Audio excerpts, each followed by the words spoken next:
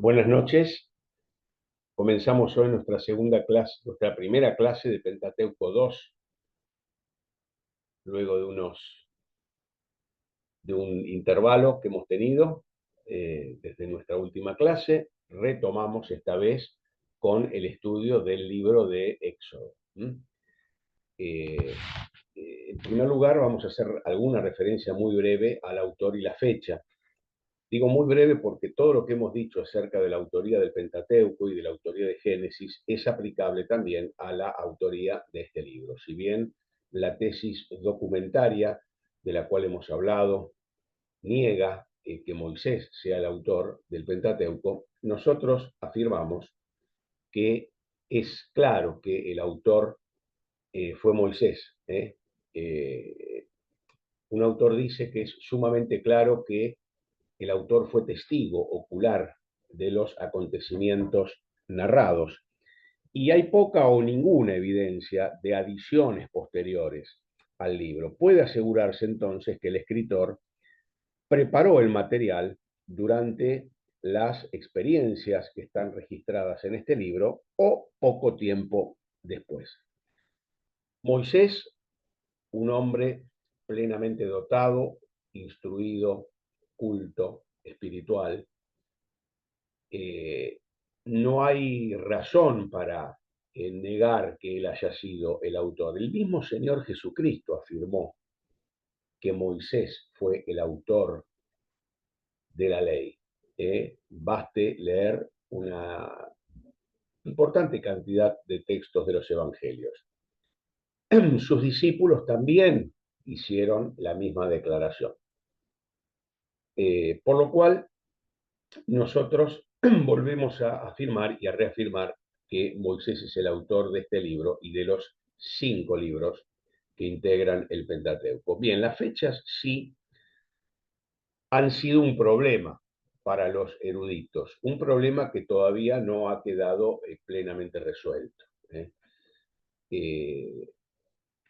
La materia no es asunto de doctrina, sino es un tema de, en todo caso, de iluminación histórica, por lo cual nosotros no vamos a pelearnos por el tema de las fechas. Lo que sí vamos a dejar claro es que hay una fecha a la que adhieren los estudiosos, los eruditos más conservadores, que es aproximadamente en el año 1440 a.C., y hay otra fecha más reciente a la que adhieren los estudiosos con una orientación más liberal, que es la del año 1290 a.C., es decir, que hay allí unos pocos años de diferencia entre estos dos grupos de autores.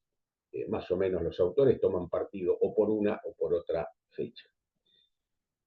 Bien, nos encontramos aquí a los israelitas en Egipto, donde los dejamos allí al final de Génesis. Pero el escenario cambió.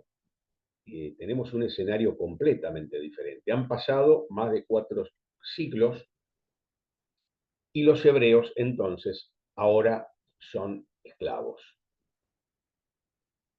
Los grandes temas de los que trata este libro son la redención, la fundación de la nación de Israel, o sea, los comienzos del pueblo de Israel como nación luego de la Pascua. Y estos son los dos temas fundamentales que se tratan aquí en el libro. Ahora, en un ratito, vamos a hablar acerca de cómo podemos dividir este libro, qué alternativas tenemos. Luego del éxodo, entonces, de Egipto, la escena cambia hacia el desierto, allí donde Moisés recibe la ley. Casi la mitad del libro, a partir del capítulo 25 hasta el 40, trata acerca del tabernáculo, un tema no solo importante, sino apasionante. Todo lo referente al tabernáculo y al sacerdocio. Y podemos también decir, para finalizar esta breve introducción, que a través de Moisés Dios enseña a su pueblo a ser un reino de sacerdotes y una nación santa dedicada a servirle y a adorarle. Si leemos el capítulo 19,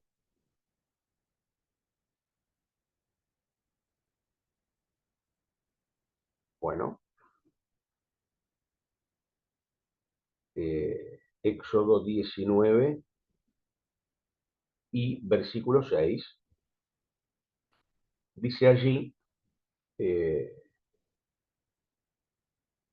bien, denme un tiempito que accedo al texto. Y vosotros me seréis un reino de sacerdotes y gente santa. Estas son las palabras que dirás a los hijos de Israel. Vosotros me seréis un reino de sacerdotes y gente santa, una nación santa, apartada para el servicio al Señor. Vamos a ver algunas alternativas en cuanto a cómo dividimos este libro. Bien.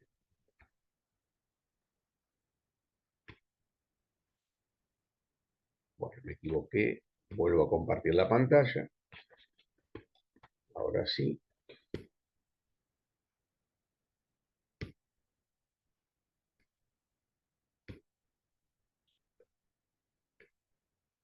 Ahora tenemos allí entonces las secciones. Hay una primera opción donde podemos dividir el libro en dos grandes secciones. En la primera, que abarca desde los capítulos 1 al 18, como estamos viendo allí en pantalla, donde se nos presenta a Dios como Salvador y sustentador.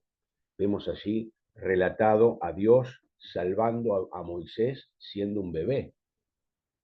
Vemos a Dios salvando a los primogénitos. Vemos a Dios salvando al pueblo de la esclavitud. Vemos a Dios salvando al pueblo del ejército de Faraón allí en el Mar Rojo. Y vemos a un Dios que provee a su pueblo con bienes. Lo vemos relatado allí en el capítulo 12. Vemos a un Dios que provee de agua y un Dios que provee de alimento. Tenemos al Dios Salvador, Redentor y Sustentador. Y una segunda parte que va desde los capítulos 19 al 40, donde vemos las instrucciones y las leyes que Dios, por amor a su pueblo, les da. ¿eh? Las leyes, la ley de Dios no era una manera de hacerle la vida difícil al pueblo. Era una manera en que Dios demostró su amor hacia el pueblo, darle su ley, sus mandamientos. Los mandamientos son algo así como 10 dedos que señalan el camino de la vida plena, de la verdadera felicidad. La ley entonces es una manifestación del amor de Dios. Entonces tenemos, primera parte, Dios salvador y sustentador. A pesar de esto, el pueblo reacciona allí en el capítulo 15, lo podemos observar, capítulo 15 y versículo 24. Fíjense, Dios redime al pueblo y provee al pueblo. Pero en el capítulo 15, como decíamos, y versículo 24, entonces el pueblo murmuró contra Moisés. En este caso fue por la escasez de agua, pero vamos a ver que es una constante. El pueblo murmurando, quejándose contra Dios, quejándose contra Moisés. Bueno, a pesar de esto, de estas murmuraciones injustas, de estos reclamos, ¿no? De estas quejas permanentes, Dios le da al pueblo su ley, sus instrucciones. ¿Mm? La palabra ley, Torah, entre otras cosas, significa instrucción. Hay toda una serie de leyes, toda una serie de normas, de las cuales vamos a ver algunas así bastante salteadas, y luego entonces están todas las instrucciones respecto al tabernáculo y a su servicio. Es claro, queridos hermanos, que para disfrutar verdaderamente el libro y para entender verdaderamente el libro, es necesario buscar a Cristo en el libro del Éxodo. Tendríamos que leerlo este libro orando al Señor para que haga para nosotros lo que hizo para los dos discípulos allí en el camino a Emaús. Interpretar para nosotros en todas las escrituras lo que de él decían, dice allí en Lucas capítulo 24. Otra posible estructura es la que tenemos allí también en la diapositiva. Una primera parte que podemos calificar como represión. Aquí el autor que hizo esta división identificó las tres palabras comenzadas con R, seguramente como una especie de regla mnemotécnica. Represión, donde vemos el padecimiento del pueblo, la preparación del libertador, o sea, la preparación, el llamamiento de Moisés, la puja con Faraón y las plagas. Las plagas. Una segunda parte que comienza allí en el capítulo 12, que se puede titular Redención, desde la salida de Egipto hasta el Mar Rojo, a través del Mar Rojo y desde el Mar Rojo en adelante. Dios redime, liberta o libera a su pueblo. Y una tercera parte, la revelación de la voluntad de Dios. La voluntad de Dios es revelada cuando Dios le da la ley a Moisés, cuando Dios da las instrucciones para el tabernáculo, para el sacerdocio, para el servicio. Luego vemos esa grande transgresión que está relatada en el capítulo 32, donde la voluntad de Dios es menospreciada. Dios manifiesta su desagrado y finalmente hay una ley y un pacto renovados. Y tenemos entonces la última parte, los últimos capítulos del libro, donde vemos la voluntad de Dios cumplida. ¿Cumplida en qué? En la construcción del tabernáculo, en la terminación y en la consagración del tabernáculo.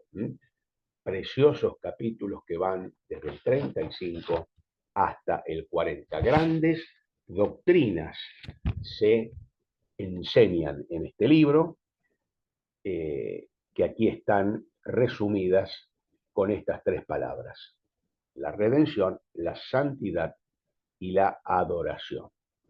Recordemos que el propósito que tuvo Dios al formar un pueblo, al liberar a ese pueblo de la esclavitud y al constituir al pueblo por medio de la ley, como que el acta del nacimiento del pueblo de Israel, los mismos judíos así lo consideran, es cuando Dios le da la ley en Sinaí a Moisés, ¿no? Y el propósito era tener un pueblo apartado, un pueblo que le representara de alguna manera en la tierra, un especial tesoro, un pueblo que le representara. Por eso tenía que ser un pueblo distinto al resto. Por eso decimos santidad, es importantísimo. Un pueblo distinto, diferente al resto, que sea luz para las naciones. Sabemos que el pueblo de Israel fracasó en este punto, pero Dios nos trajo a través del pueblo de Israel dos cosas fundamentales: la ley, las sagradas escrituras y el Mesías, la palabra hecha carne. Nos viene la salvación, la revelación y la salvación a través del pueblo de Israel. Vamos a avanzar ahora un poquito más, vamos a dejar de compartir la pantalla. Entonces, espero que esto haya resultado. No tengo a nadie que me pueda indicar si se ve, si no se ve, si se escucha, si no se escucha, porque bueno, esta clase está siendo grabada, en razón de que yo en este momento y en este instante en que ustedes están viendo este video, yo estoy eh, cumpliendo con un compromiso en las iglesias de zona sur. Pero vamos a avanzar un poquito más ya en base al apunte que ustedes tienen aquí, el apunte oficial del instituto, el apunte que ha sido escrito por el hermano Esteban Bates. El libro de Éxodo nos revela varios aspectos de Dios. Vemos que Dios controla la historia, que Dios se revela a sí mismo de distintas maneras, y sobre todo a través de un nuevo nombre. Fíjense allí en el capítulo 3 y versículo 14, dice allí este texto que es, yo diría que es un texto central. Y respondió Dios a Moisés: yo soy el que soy. Así dirás a los hijos de Israel: yo soy, me envió a vosotros. Hablar y profundizar en el significado de este nombre nos llevaría indudablemente toda la clase. Pero Dios también revela que es el soberano en la relación al pacto, que es el redentor, el juez de su pueblo, el juez de sus enemigos. ¿Eh? Dios se revela a sí mismo de estas y otras maneras, y otras muchas maneras. Ahora, el tema central del libro del Éxodo es la redención del hombre por la intervención de Dios. Se nos muestra entonces a un Dios salvador, a un Dios que opera a favor de su pueblo, como dijimos, un pueblo rebelde, un pueblo contradictor, pero Dios opera a favor de su pueblo a través de un instrumento que es Moisés, aquel que llega a ser el intermediario de la salvación de Dios. Dios habla y Dios actúa a través de Moisés. Y esta redención que es solo de Dios, por medio de Moisés, por el instrumento que fue Moisés, es una redención por la sangre. La sangre del Cordero de la Pascua es el fundamento de la salvación y de la redención de Egipto. Entonces, el pueblo es sacado por la mano poderosa de Dios. Por eso que eh, el apunte eh, dice claramente entonces que la redención es solo por Dios, por un instrumento que es Moisés, el intermediario, por la sangre del Cordero de la Pascua y por poder. Israel fue sacado por mano poderosa. Entonces tengamos bien presentes estos 4 puntos que nos hablan del gran tema del libro del Éxodo, que es la redención, obrada solamente por Dios. Y también vemos las manifestaciones de Dios. El libro de Éxodo es el libro también de la Shekinah, de la columna de nube, de la gloria de Dios. La gloria de Dios domina todo el libro. La columna de nube era la señal de la presencia de Dios. Era Dios quien los guiaba, era Dios quien los cuidaba, era Dios quien suplía todas las necesidades del pueblo. Entonces en Éxodo tenemos también 7 manifestaciones especiales de la gloria del Señor. Dios se manifiesta en la llama de fuego, allí en la zarza. Dios se manifiesta en la columna de nube y fuego. Dios se manifiesta también en el fuego sobre el monte Sinaí, allí lo vemos en el capítulo 19, que causa un verdadero terror en el pueblo. Dios se manifiesta delante de los 70 ancianos. Dios se manifiesta otra vez más sobre el Sinaí delante de Moisés.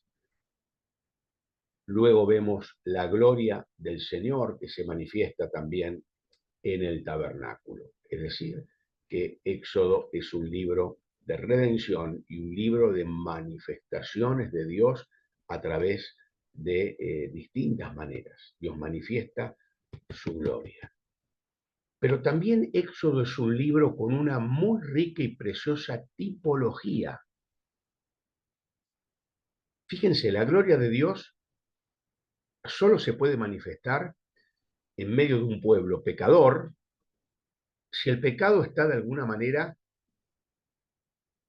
redimido, si el pecado está, si ha habido propiciación por ese pecado, si el pecado ha sido expiado, son todos términos técnicos que en algún momento probablemente los podamos definir, pero Dios se puede manifestar en medio de un pueblo pecador solo si ese pecado está cubierto por la sangre. Éxodo es el gran libro de la sangre derramada. Y esto tiene un precioso simbolismo que prefigura a Cristo. Fíjense, Cristo es el Cordero de la Pascua, el Cordero de Dios. Cuando vemos la figura de Aarón, el sumo sacerdote, el hermano de Moisés, el sumo sacerdote, también vemos que Cristo es nuestro sumo sacerdote. Cuando vemos que el pueblo atraviesa el Mar Rojo, esto es un tipo, esto nos habla de que Cristo, que la muerte de Cristo nos da la victoria sobre el poder del enemigo. Ese pasaje a través del mar, ese pasaje a través de la muerte que Cristo tuvo. Hay un himno precioso que dice: en las aguas de la muerte sumergido fue Jesús, ¿no? Esa simbología de las aguas, de pasar a través de la muerte, es un himno que se suele cantar para los bautismos. Entonces, ese paso por la muerte es el que da la victoria sobre el enemigo.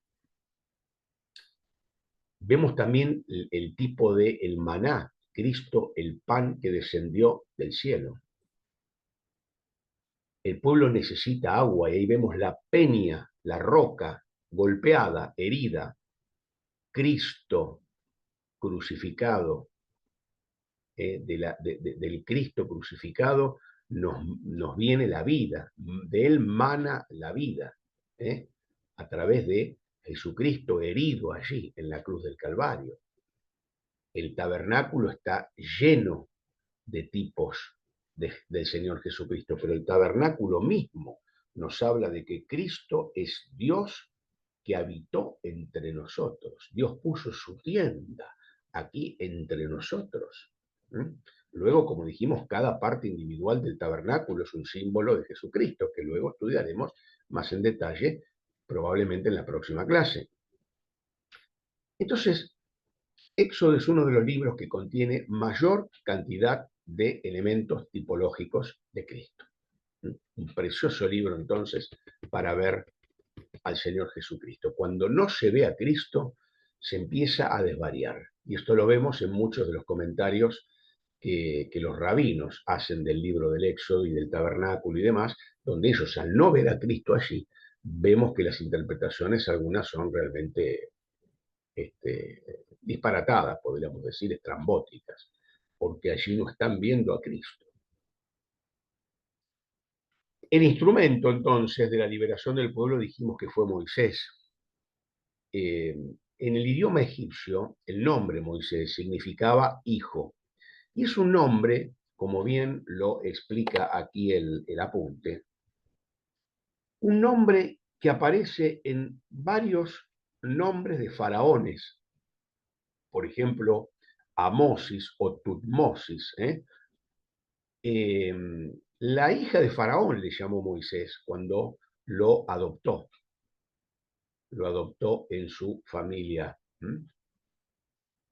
Y eligió el nombre Moisés porque que además suena como la palabra hebrea que se usa para sacar. Entonces Moisés tiene también ese significado espiritual.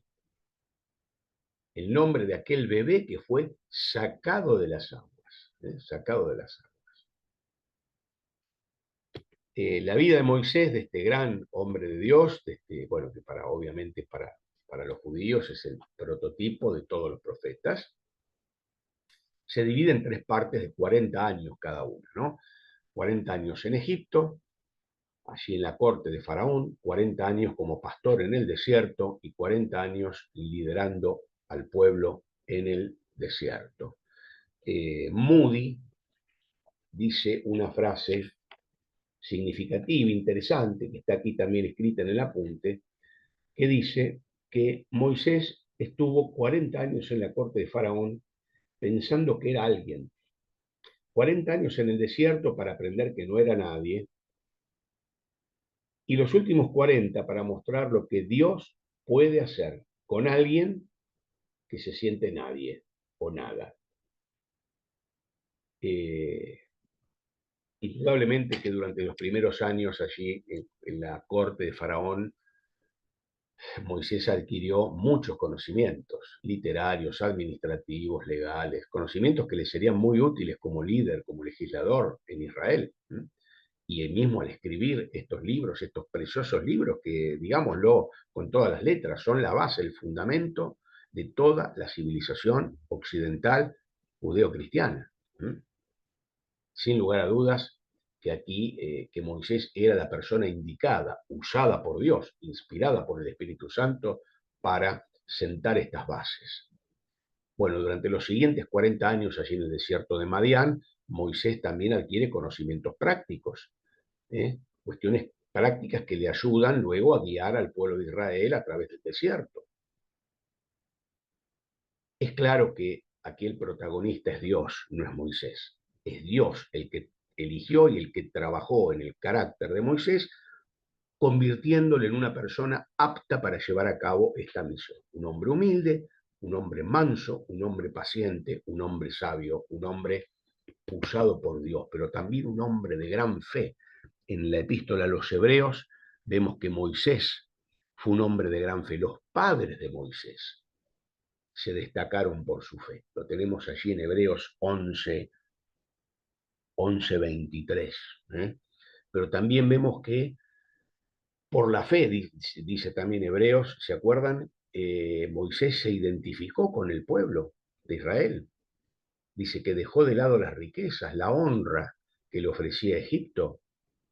Dice que por la fe salió de Egipto confiando en que Dios lo iba a guardar de Faraón en ese viaje hasta la tierra prometida.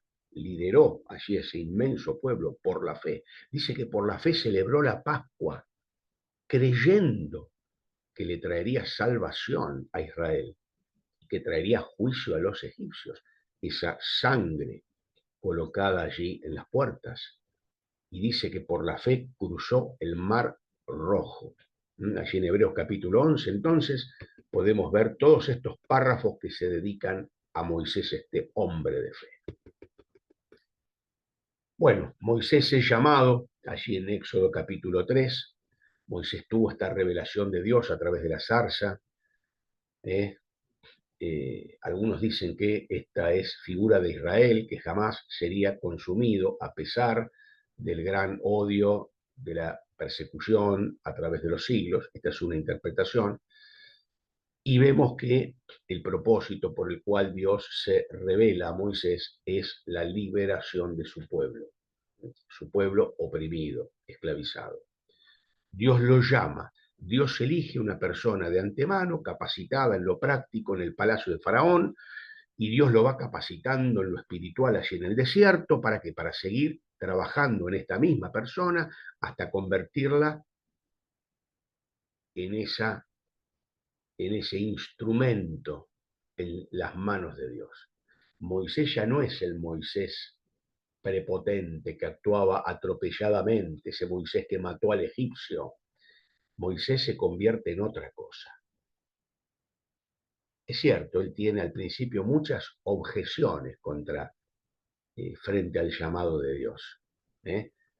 Eh, y a cada objeción que pone Moisés, Dios, con su paciencia, con su misericordia, casi diría con su ternura, ¿no? Porque una persona que es llamada por Dios pone excusas, no por esto, no por lo otro, no por lo demás allá.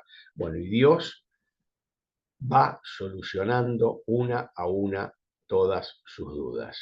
Claro, se enoja cuando Moisés ya no quiere obedecer, porque finalmente cuando Dios le va refutando cada una de sus objeciones, finalmente dice, envía al que tenga que enviar, o sea, manda a otro, le está diciendo, ¿no? Bueno, finalmente Moisés obedece, se convierte así entonces en uno de los más grandes hombres de Dios que aparecen en la Biblia.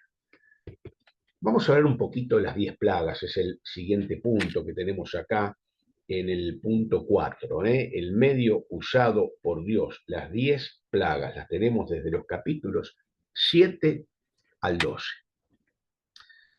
Bueno, plaga es, como dice aquí el texto, es una calamidad, un golpe duro, un desastre. Esto es una plaga. Las primeras 9 plagas están divididas en grupos de 3 y que guardan similitud entre ellas. La primera de cada grupo de 3 fue anunciada a las orillas del río Nilo. El aviso para la segunda de cada tríada se da en el Palacio Real y la tercera de cada serie llega sin advertencia. Eh, Algunos han hecho un cálculo y calculan que la duración de la totalidad de las plagas fue de aproximadamente 10 meses. A lo largo de esos 10 meses, Dios va derramando plaga tras plaga a los efectos de que este faraón, que endurece su corazón, y después finalmente Dios le endurece su corazón, deje salir al pueblo. Las plagas enseñaron muchas cosas. A los egipcios les enseñaron que Dios, Yahvé, Jehová, era el Dios, el único, el Señor. De Él es la tierra, de Dios es la tierra. Los hebreos mismos reconocerían a Dios como aquel que está sobre todo y que tiene autoridad. Y las naciones mismas oirían el nombre del Dios de Israel, esa demostración. Las plagas constituyen esa demostración de que el Dios de Israel es el Señor, el único Dios. Entonces las plagas revelaron que Dios es el creador de todo, que Dios tiene autoridad sobre su creación, que eh, digamos que el pecado eh, consiste justamente en endurecer el corazón y desobedecer a Dios. Dios demuestra esto a través de las plagas. Vemos que en las primeras dice, y endureció Faraón su corazón, pero después dice que Dios mismo endureció el corazón de Faraón, casi como una, o no casi, digamos, podríamos decir como una penalidad, ¿no? Como una pena, como un castigo. Como que el que resuelve en su corazón endurecerse y no obedecer a Dios, resistirse a la voluntad de Dios, Dios después a modo de castigo, a modo de penalidad, es como que lo refuerza, lo entrega a un endurecimiento permanente. Esto es tremendo, ¿no? Nos hace meditar mucho. Bueno, las plagas también muestran el poder del diablo, porque vemos que los adivinos, los magos, los astrólogos de Egipto logran imitar algunas plagas, pero vemos que el poder de Dios es mayor. Llega un punto que ciertas plagas los adivinos de Egipto no las pueden reproducir, no las pueden imitar. Bueno, las plagas también demuestran entonces que el castigo viene sobre los que no obedecen, muestran también el amor y la paciencia de Dios, porque Dios podría haberlos destruido de una, no hacían falta 10 plagas, con una sola y Dios los exterminaba y se acabó el problema. No, Dios va derramando sus juicios en espera del arrepentimiento, en espera de la reacción, en obediencia, en arrepentimiento, una reacción que no llega, eh, y entonces Dios es como que va dosificadamente, digamos, ejerciendo su disciplina. Es parecido a lo que vemos en Apocalipsis, ¿no? Los sellos, las trompetas y las copas, series de juicios que cada vez van incrementándose. Cuando parece que todo se termina, Dios extiende su paciencia y hasta en el derramamiento de los juicios Dios muestra su misericordia. Porque cuando vemos que se terminó todo, no, no se terminó todo, hay nuevas series de juicios. Algunos dirían, pero cuánto sadismo, cuánta crueldad. No, no, no.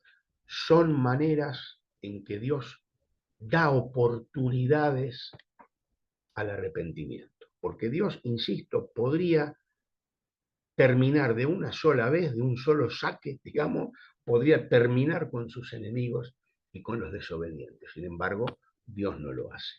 Dios muestra su anhelo, su amor y su paciencia. ¿Mm? Bueno, las plagas entonces fueron una confrontación entre el verdadero Dios y los falsos dioses egipcios. ¿Eh? El mismo faraón era considerado un dios. Y en el apunte vemos un cuadro allí donde se nos señala cada plaga cuál fue el dios egipcio afectado. Fíjense, la plaga del agua en la sangre, contra el dios del Nilo, Api, creador de la vida. La plaga de ranas, contra la diosa Eka, de la fertilidad, que tenía cabeza de rana. La plaga de los piojos, contra Seb, el dios de la tierra. Toda clase de moscas, que puede referirse también, algunos dicen, a escarabajos, contra el dios del sol, Ra, representado por un escarabajo. Bueno, y así con cada una. La muerte del ganado, las úlceras, el granizo, las langostas, las tinieblas y finalmente la muerte del primogénito. Este fue contra todos los dioses y contra el mismo faraón, que era considerado un dios. ¿Mm? El mismo hijo de faraón muere. Entonces vemos que en cada plaga se da la orden: deja ir a mi pueblo, y se advierte, se da una advertencia acerca de la plaga. Y vemos que una y otra vez el faraón se niega, pero también vemos una actitud muy astuta de faraón, que es la de ofrecerle, por así decir, compromisos a Moisés. Está bien, vayan a adorar, pero dentro del país, vayan, adoren a su Dios, pero dentro, o sea, no se separen de nosotros, no vayan muy lejos. O, por ejemplo, les dice también a Faraón: bueno, vayan, está bien, pero dejen acá sus mujeres y sus hijas. Es como decir, que vayan, adoren a su Dios, pero dejen su corazón acá en Egipto. Después le dice: bueno, está bien, vayan, pero dejen acá sus bienes, sus vacas, su ganado, dejen acá. Bueno, y Moisés no transige, no transige. ¿eh? Entonces, es como que esto nos enseña que cuando Satanás a veces no logra su objetivo, eh, atacando como un león, ¿no? Viene como una serpiente, viene ofreciendo digamos, transacciones, donde podamos estar un poquito con Dios y un poquito con el mundo. Esta es también una interesante aplicación que tiene este pasaje también para nosotros los creyentes. Cuando la confrontación directa de parte del enemigo no surte efecto, fracasa, entonces hay otras estrategias más sutiles que a veces tristemente pueden tener éxito. Bueno, y finalmente tenemos la Pascua. La Pascua. Se relata en el capítulo 12, la institución de la Pascua. Esta palabra, Pascua, como ustedes saben, significa pasar, o pasar sobre, o pasar por alto. Esto tiene la connotación de perdonar, de tener compasión. Esta primera Pascua está narrada con detalle, para que podamos entender la importancia de este acontecimiento.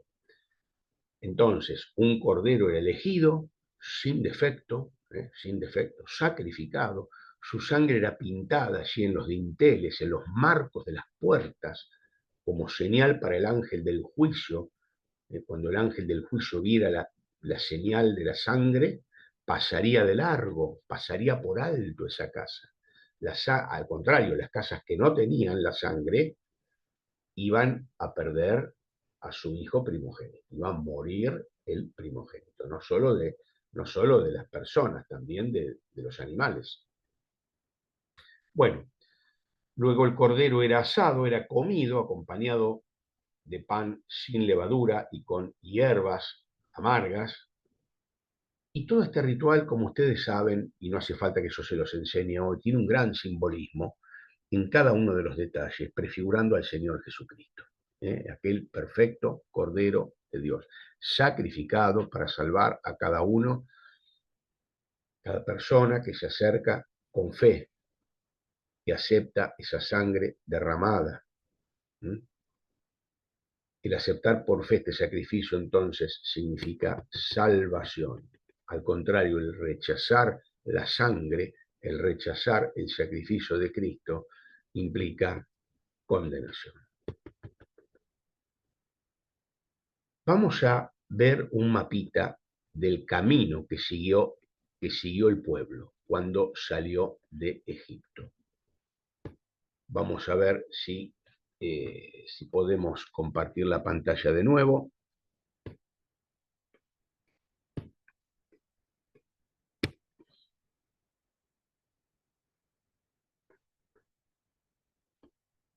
Y vamos a ver entonces, esto ya lo vimos, que acá tenemos hay varios posibles caminos, hay varias rutas posibles. Los estudiosos no están plenamente seguros de qué camino se siguió. Algunos sostienen que fue esto que está señalado aquí en rojo, que el cruce del mar en realidad fue esta vuelta que dieron por acá y luego continuaron. El monte Sinaí estaría por ahí, ponele. Otros sostienen esta flechita verde que pasaron acá, que en realidad cuando dice el cruce del Mar Rojo cruzaron este lago que está acá, lo cruzaron ahí, el lago este, siguieron por aquí derecho y luego llegaron acá.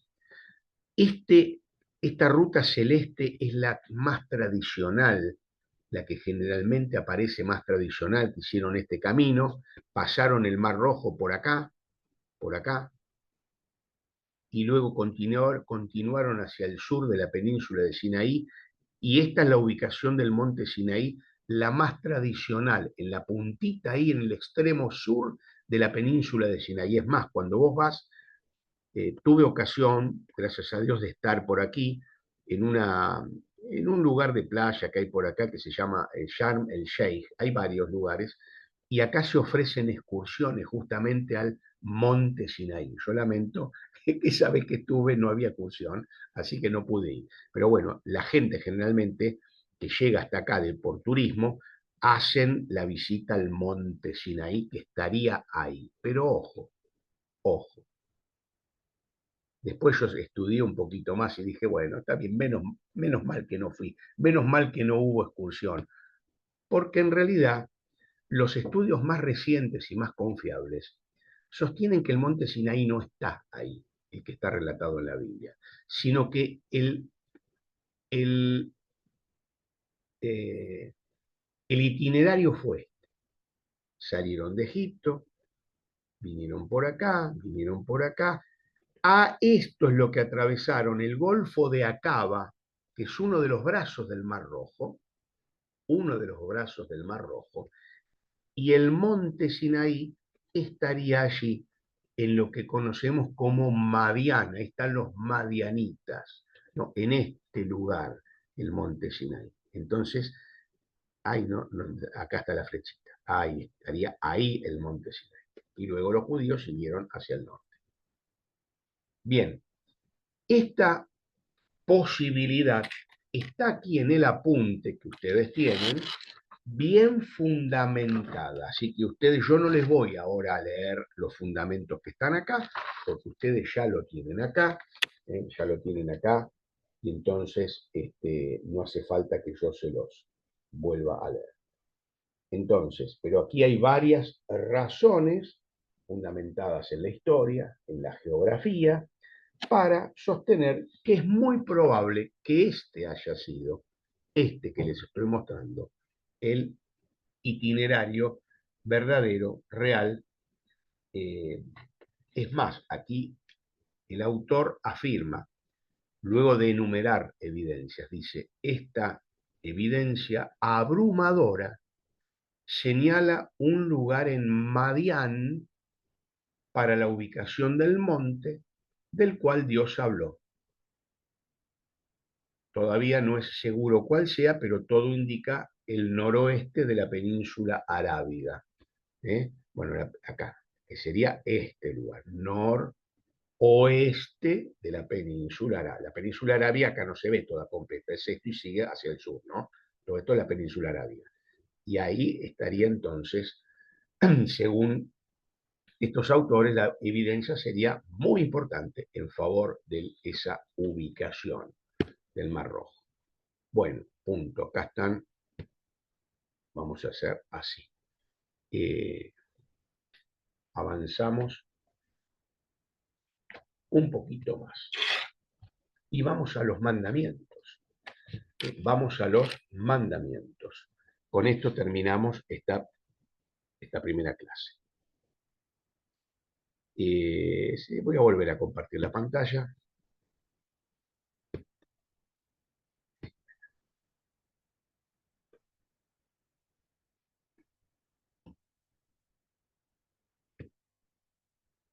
Ese es el camino que siguieron, pero yo no quiero compartir eso. Yo quiero compartir sobre los mandamientos. Acá está, acá estamos de nuevo.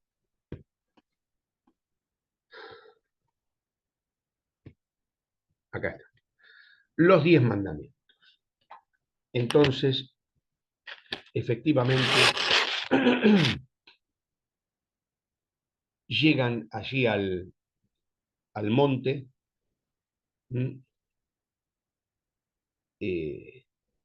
a ese lugar donde el pueblo de Israel recibió los 10 mandamientos, ese monte Sinaí, que significa montaña de espino,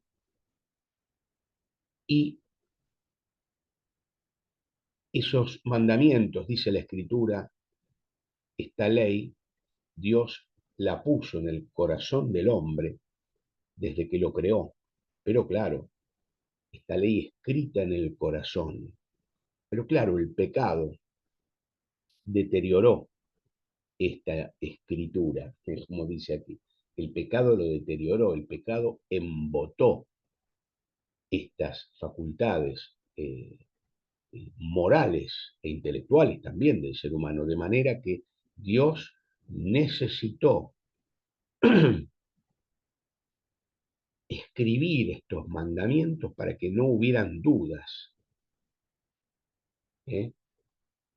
Para que estuvieran allí a disposición de todos, como un acto de amor, insisto, como un acto de amor de Dios. El decálogo entonces se puede dividir en dos partes. Los primeros 4 mandamientos que están relacionados con Dios y los últimos 6 mandamientos que están relacionados con el prójimo, el amor a Dios y el amor al prójimo. Yo diría 4 mandamientos relativos a Dios, 5 relativos al prójimo y uno está en el medio, que es el mandamiento de honrar a los padres. Honrar a los padres es como una especie de mandamiento intermedio, porque los padres, de alguna manera, son los representantes de Dios en la vida de la persona. Entonces, honrar a los padres también es honrar a Dios. Por eso que ya desde antiguo se dice que violar cualquier mandamiento de la segunda tabla es un pecado, pero violar el mandamiento de honrar a los padres es más que un pecado, es impiedad, que es la palabra que se usa para deshonrar a Dios. Por eso a mí me gusta tener ese mandamiento como una especie de intermedio entre los mandamientos referidos al amor a Dios y los referidos al amor al prójimo. El primer mandamiento, entonces, no solo prohíbe toda idolatría de pensamiento, palabra y hecho, sino también ordena amar, temer, servir y aferrarse a Dios. El segundo mandamiento indica la manera de servir al Señor. Se precisa un poco más y dice que no debe ser con imágenes, con representaciones externas de ningún tipo. Calvino comenta, dice que este mandamiento condena todo culto ficticio inventado por los hombres según sus imaginaciones, que no son conformes a la palabra de Dios. El tercer mandamiento prohíbe la profanación del nombre de Jehová.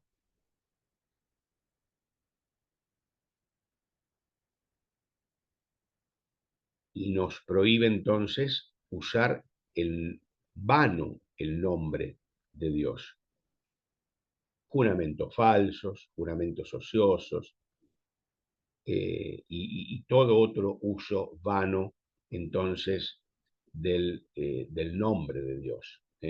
Yo aquí agregaría, yo aquí agregaría cuidado con usar el nombre de Dios en chistes. Cuidado. Yo diría cuidado con usar cualquier cosa sagrada, cualquier cosa de la Biblia, cualquier cuestión sagrada, usarlo en comentarios ociosos, en chistes, en bromas. No, no, no se toman las cosas de Dios y menos aún su nombre en chistes, en bromas, no importa, no, pero es con buena intención, no es con la idea de deshonrarlos, no importa cuál es tu idea o mi idea, no hay que hacerlo. Las cosas de Dios son demasiado serias y no deben ser trivializadas. El cuarto mandamiento es el día de reposo, la santificación del día sábado, y es un mandamiento, es el único mandamiento que no se ordena obedecer en el Nuevo Testamento. Es decir, todos los mandamientos tienen una reiteración después de Pentecostés, en alguna de las cartas de Pablo, por ejemplo, todos y cada uno, salvo el único mandamiento que no es reafirmado después de Pentecostés, es el cuarto mandamiento, que dice la Escritura que es el cuarto mandamiento, que es señal, es una señal de la relación entre Dios y su pueblo. El sábado era señal de que Dios dio a su pueblo, una señal que Dios dio a su pueblo de Israel. Pero no es una señal que Dios da a la iglesia, a su pueblo redimido hoy. La señal que Dios da a su pueblo de hoy no es el sábado, es el verdadero reposo interior de Cristo. Cristo es nuestro sábado, nuestro reposo. ¿Mm? Podríamos dedicar bastante tiempo a hablar de este mandamiento. Yo ahora no lo voy a hacer. Probablemente cuando tengamos la clase así en directo, en vivo y en directo, si ustedes quieren, desarrollamos bien esto de guardar o no el sábado. Yo solamente les doy ahora esta, esta, este pantallazo muy general, pero podríamos hablar en detalle. Si ustedes quieren, después me lo piden y tratamos esto. Pasemos al quinto mandamiento, el que rinde honor a los padres. Y acá Lutero mismo dice esto que yo les comentaba hace un ratito, que los padres son vicarios de Dios, representantes de Dios. ¿Mm?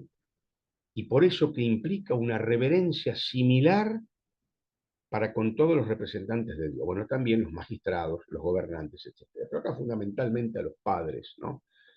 El honrarlos implica también, es una manera de honrar al Creador, a nuestro Padre Celestial. El sexto mandamiento ya entra en el área del amor al prójimo, en este caso no asesinar, es decir, no matar premeditadamente, no matar injustamente. Este mandamiento no prohíbe la pena de muerte. Atención, cuidado con esto. También este tema lo podemos desarrollar más en profundidad después. Hay dos palabras hebreas que se usan para matar. Una que significa algo así como rasgar, rasgar, como si yo arranco algo, que sería el equivalente a asesinar. Digamos, cegar una vida injustamente, asesinando, con violencia, con injusticia. Y la otra palabra del hebreo se podría traducir como cortar. Cortar es cuando se suprime una vida de acuerdo a la misma ley de Dios. La misma ley de Dios establecía la pena de muerte. Con justicia, ¿no? Por haber transgredido, por haber cometido un delito que amerita la pena de muerte. O sea, cuando el Estado aplica esta pena, luego de un juicio, luego de que se den todas las garantías habidas y por haber de la defensa, etcétera. Bien, entonces, si queremos hablar en contra de la pena de muerte, tenemos que buscar otros argumentos, pero no este, otros argumentos. ¿Sí? Puede haber en contra de la pena de muerte, no sé, es otra discusión, pero no este versículo. Este versículo, ya hay varias Biblias que lo traducen como no asesinarás, no asesinarás. ¿Mm? Es decir, que las muertes involuntarias, las muertes por accidente, la pena de muerte que la misma ley prevé para algunos casos, no están previstas en este sexto mandamiento. El séptimo mandamiento trata acerca de la castidad personal y con los demás. La fidelidad en el matrimonio siempre fue y sigue siendo el deseo de Dios. El octavo mandamiento protege la propiedad. Dios desea y garantiza el derecho de propiedad. ¿Mm? El noveno mandamiento regula el habla. Este mandamiento incluye toda afirmación infundada contra nuestro prójimo, además de todas las que sean falsas. Y finalmente el décimo mandamiento sondea las mayores profundidades del corazón. Prohíbe todo deseo malo, todo deseo desordenado con referencia a algo que pertenece al prójimo. No codiciarás nada de tu prójimo. Y aquí vemos en este cuadrito que está aquí el correlato que hay con dichos del Señor Jesucristo. Dichos del Señor Jesucristo. Luego, más adelante, acá en el apunte, hay un correlato con también con textos de las epístolas de Pablo, donde estos mandamientos también son corroborados y reafirmados. Bien, por medio de la ley, entonces, se revela la justicia divina y la corrupción humana. Lo que Dios requiere, un Dios santo, Dios requiere santidad, y lo que el hombre no puede cumplir. Por eso que la ley, aparte de señalar, como dijimos, el camino, de señalar qué significa una vida feliz, una vida plena, una vida sana, la ley también tiene esta importantísima y primerísima función de hacernos de alguna manera desesperar de nosotros mismos. Estamos totalmente incapacitados de cumplir todos y cada uno de los mandamientos. Y entonces, ¿qué? Acudir a Cristo. Acudir al Señor Jesucristo, entonces, para buscar en Él salvación por gracia. Terminamos aquí esta primera clase y luego, entonces, continuamos.